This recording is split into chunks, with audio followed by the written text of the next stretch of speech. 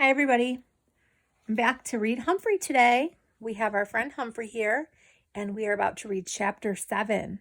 So if you haven't read the other chapters, you can go back and start with chapter 1. We're reading a really fun chapter book. It's called Trouble According to Humphrey. It's really fun. It's about a little hamster who is a classroom pet, and he gets into all sorts of trouble. He also goes home with the kids for the weekend. It's a really fun story. So if you didn't watch any of the other episodes, go back and watch each chapter. Today, we are actually reading chapter 7. Chapter 7 is called Test Distress. My whole short life flashed before me. My days at Petorama, Miss Mack bringing me to room 26, the days when Mrs. Brisbane was out to get me, the day Og arrived and the faces of all the friends I'd helped since I'd come to Longfellow School. Help, I squeaked. I heard the muffled voices of Art and Paul. Maybe he's in here. How'd he get out of his cage? I don't know. He just did. Hurry, please, I squeaked, because I was hanging from the bridge by one paw, and I was getting tired. The cool waters of Lake Patel would have seemed inviting to Og, but hamsters are not especially fond of swimming. In fact, we're desert creatures, a fact I never knew until Richie did a report on hamsters. I hear him, Art shouted. There were sounds of footsteps as Art and Paul rushed into the room. Now remember, we were talking about chapter 6 last time, and the little Humphrey, he went home for the weekend with some of the kids, and he got out of his cage when they weren't looking, and he went and played on their train set. And this is the scene that we're at right now. He fell off the train, and he's down in the pretend lake in the little boy's bedroom. So he's actually waiting for them to find him. They're looking for him right now. They don't know where he went. Oh no, the train fell off the bridge again, Art exclaimed. There he is, said Paul. He raced forward and I dropped into his hands as gently as falling into a nice warm pile of bedding. I must admit I was quivering and shivering a bit, but I relaxed as Paul stroked me with his finger. It's okay, Humphrey, you're safe now. I looked up and I saw Art staring at his train layout, the bridge, the lake, the train cars laying in a heap. I don't understand why it always falls off. And how did he get the train going in the first place? How did he even get out of his cage? Paul asked. Those were not questions I was about to answer. Holding me in his hands, Paul kneeled down to inspect the train layout. Wow, this is awesome. Did you do this all by yourself? Yep, Art announced proud, and I have lots more I want to do. So that's why you're always doodling? It's really cool. Thanks. About that bridge, said Paul, handing me to Art. It looks okay, Art replied, but every time the cars tremble off the edge. Gee, Humphrey could have been hurt. The fall could have killed him, or he could have drowned. He's safe now, Paul reminded him. I'm a loser, Art said quietly. I'm so sorry, Humphrey. No problem, I squeaked softly, but it was a problem. I'd been one whisker away from plunging into, yikes, a lake. Believe me, hamsters should never, ever get wet. Paul got down on his hands and knees, examining the bridge. I think I see a problem. You do? Art knelt down next to Paul. You don't have the same number of each size support on each side. See? They look almost alike, but they're slightly different sizes. Art did. That's weird. It looks even. It's just enough to throw the train off. I'm pretty sure that's the problem if you measure them. Let's get Humphrey back in his cage and we can work on it. You really think you can fix it? Said Art. You can fix it, Paul replied. It's all a matter of measurement. See, numbers are always my problem. Art pretended to smack himself in the forehead. They aren't just squiggles on paper? I get the point, Art admitted. Can you stay a while longer? Sure, I can stay. Luckily, when the boys put me back in my cage, they brought it into Art's room so I could watch what they were doing.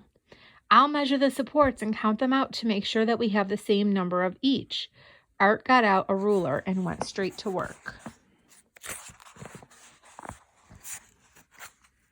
We'll need 2 of each side, said Paul. And I think you have a problem with this curve over here. I have accidents there all the time, said Art. The turn is too sharp for the length of the engine.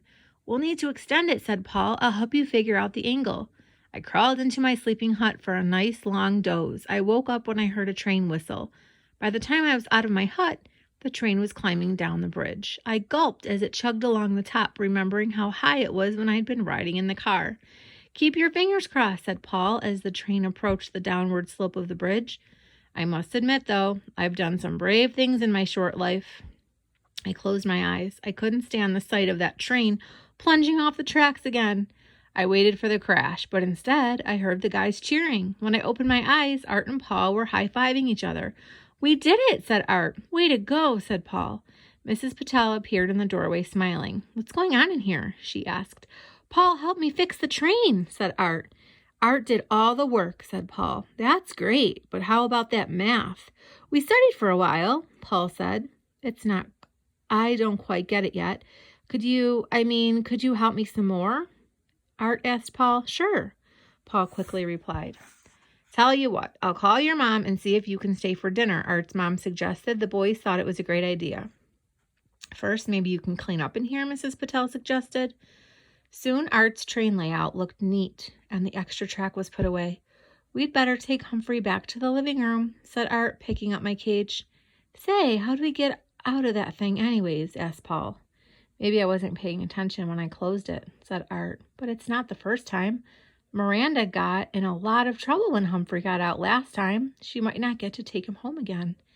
"Never ever again?" My whiskers wilted when I heard that news. Paul seemed surprised. "Miranda? That doesn't sound right. Let me check that lock." Art put the cage down and Paul bent over and checked the cage door. I shivered a bit because Paul was one smart kid. He might actually uncover the secret of my lock that doesn't lock. "Looks fine to me," he said, and I breathed a sigh of relief, but I only felt relieved for a while. After I was back in the living room and the boys were off studying, I wasn't thinking about trains or numbers or even the fact that I had narrowly escaped a disastrous accident. Oh, Humphrey. What's he thinking about now? I was thinking about Miranda and the trouble I'd caused her. Mrs. Brisbane had said that there would be consequences for her carelessness. Miranda was suffering the consequences, but the carelessness was all mine. Paul ended up staying for dinner and spending the night and studying with Art on Sunday. In the afternoon, Art's dad told them that he thought they needed a break, and the three of them went to Art's room to work on the train layout. They were in there a long, long, long time. Finally, they came out with big smiles on their faces. "Hey, Humphrey, we have a surprise for you," said Art. He opened the door to my cage. Surprises are sometimes nice things, like birthday parties or an especially juicy strawberry. Surprises can also be scary things, like being snowed in or hungry, or strange things, like suddenly having a frog next door neighbor. So as Art carefully picked me up and took me out of my cage, I had a queasy, uneasy feeling all over. With Mr. Patel and Paul following him, Art carried me down the hallway to his room. "It's all finished," he said. I peered over the edge of Art's hand. The train layout was amazing. The town now had streets and even street lights along with the houses and trees. Between the red and white tent and the big wheel were the elephant and a clown. It looked like a real town, although I could have done without the lake or the dark tunnel. "Everything's working now," Art said, "so we thought you'd like the real train ride." Sometimes humans imagine that they know what you're thinking. I was thinking I could skip riding a train ever again. "We wasted it with a weight to make sure that the car won't tip over with you in it," said Paul. We tested it with a weight to make sure that the car wouldn't flip over with you in it, said Paul. "Maybe Humphrey doesn't want to ride. Did you think of that?" asked Mr. Patel. Art placed me in the open car. "He's the one who had the idea in the first place." Paul pushed the switch and said, "All aboard." I clenched my paws along the side of the car as the train started chugging down the track and around the wide curve, past the town, the general store, and the tall pine trees. The train picked up speed just as it entered the tunnel. It was dark, but I didn't mind this time. In fact, I would have been happy to stay in the tunnel forever as long as I could avoid that bridge. All too soon it was light again and the train began its climb. As soon as it hit the straight bridge, I picked up speed again. I tried not to look down, but I couldn't help taking a peek. Lake Patel was right below me, looking dangerously wet. At least Paul and Art and Mr. Patel were there to catch me, I hoped. All of a sudden, the train dropped and headed down the incline. I closed my eyes tightly. The speed of the train created a strong wind in my fur. When I opened my eyes, the train had almost reached the bottom of the incline, and it hadn't tumbled off the tracks. I was safe. The train veered around another curve, around the back of Lake Patel. Whee! This was one fun ride. Suddenly, the train began to slow down, down, down. Coming into the station, Paul announced. Don't stop now, I squeaked. One more time around. I think he likes it, said Art. Boy, he was really paying attention now. So, around I went. Not once, not twice, but 3 more times. It was thrilling, chilling, and I was perfectly willing to keep going around forever. But Art's dad said it was time to stop, or I might get sick.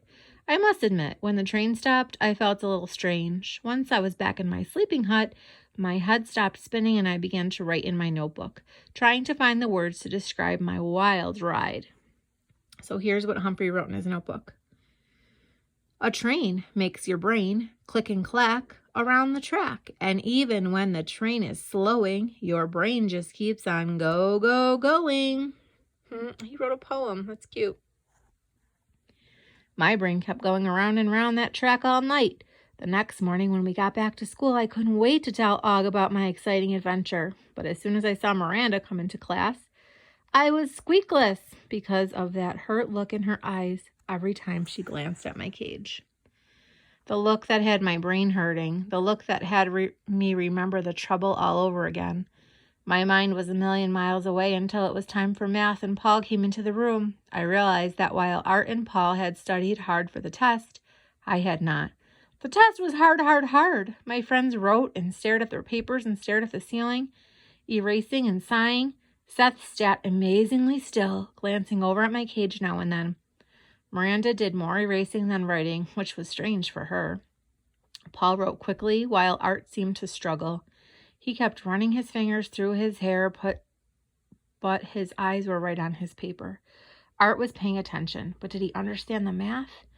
At last, Mrs. Brisbane called time and collected the papers. When Paul got up to leave, he whispered something to Art. Art nodded his head. I will mark these during lunch, said Mrs. Brisbane. I know you're all anxious to get your grades. When it was finally time for lunch, my friends raced out of the room. I, on the other paw, stayed inside, watching our teacher grade the papers and feeling about as worried as a hamster can feel. Mrs. Brisbane worked quickly. Sometimes she smiled. Sometimes she frowned and made a lot of marks on the paper. Sometimes she shook her head. What does that mean if a teacher's grading a paper and she shakes her head? I was gnawing my toes, wondering what grades my classmates were getting, especially Art. When lunch was over and my friends were all settled, Mrs. Brisbane said, Class, I'm not quite finished.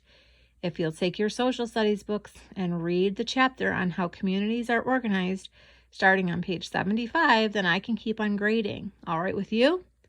Mandy sighed loudly. Mrs. Brisbane ignored her. How many more do you have to grade? Heidi asked. Heidi, what are you supposed to be doing before you talk? Heidi raised her hand. Thank you. I think I'll be finished by the time you read the chapter. I don't have a social studies book, so I continued to watch Mrs. Brisbane and nibble at my toes. Og dove into the water for a long, splashy swim. He was probably worried about the test, too. Just when I thought I'd have no toes left at all, Mrs. Brisbane stood up. Class, I finished grading the math papers, and I'm pleased to say that all around I've seen improvements. In fact, most of your grades have gone up. She began to pass out the tests. One by one, I could tell what grades my friends had gotten from the expressions on their faces. Saya, 100%, of course. Paul, 100%, of course. Paul smiled, then glanced at Art, obviously worried about his friend. Seth broke into a broad grin and made a V for victory sign when his fingers had turned to Tabitha. She acted happy, too. For the most part, friends like AJ, Garth, Richie, Heidi, and Gal looked relieved when they got their papers. I was holding my breath as Mrs. Brisbane handed Art his test. Good work, she said. I knew you could do it. How do I describe the look on Art's face? Glowing, gleaming, beaming? As happy as he looked when he viewed his beautiful train layout, all I can say is that he was happy, happy, happy, and when Paul saw him smile, he beamed too. For once, Art had paid attention, and his attention had paid off. The only person who was extremely unhappy was Mandy. She actually put her head down on the table. "Mandy, we can talk later," said Mrs. Brisbane. When afternoon recess arrived, all my friends raced out of the door. Mandy stayed behind. Mrs. Brisbane sat down next to her. "I'm sorry, Mandy. Do you know what happened?" Mandy lifted her head. She looked as miserable as Miranda did the day she got in trouble. "I don't know. I studied, but..." She flung her head back down on the table. So Art got a pretty good grade, but Mandy did not. Mrs. Brisbane looked sad, too. "Would you like to retake the test? I could give you another chance later in the week." Slowly, Mandy raised her head. "If I do better, can I take Humphrey home this weekend?" she asked. "Yes, if you can get one of your parents to sign the form." Mandy let out a huge sigh. "I'll take the test again, and I'll get that paper signed." "Good. Now, is there something about these problems that you don't understand?" Mandy slowly shook her head. "I just have trouble concentrating." Mrs. Brisbane dismissed her so she could go out to play. I hopped on my wheel to think things over, but no matter how fast I went, I had trouble concentrating, just like Mandy. This is the end of the chapter. It says, "Math test proves to be a big challenge for Humphreyville. With a few exceptions, most students did well," Mrs. Brisbane reports. The Humphreyville Herald. And tomorrow we will start chapter 8. Thanks for reading with me today, boys and girls.